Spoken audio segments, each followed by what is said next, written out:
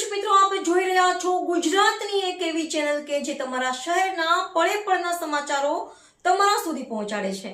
સ્વાગત છે આપનું A1 અભિક્રાઇમ ન્યૂઝમાં. હું છું એન્કર અર્પિતા પટેલ. અંજારના મેઘપર બોરીચી વિસ્તારમાં આવેલા સોનલ નગરમાંથી પ્રોહિબિશનનો ગણનાપાત્ર કેસ શોધી કાઢતી અંજાર પોલીસ.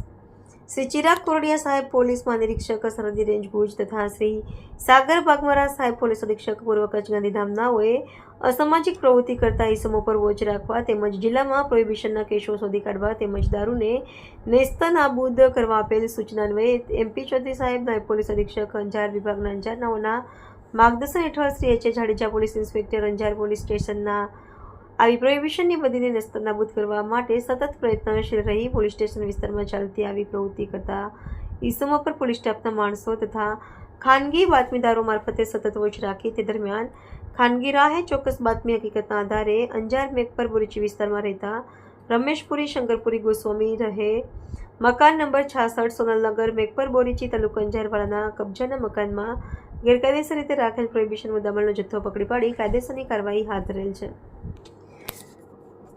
રિપોર્ટર ભરત ઠાકોર, કચ્છ.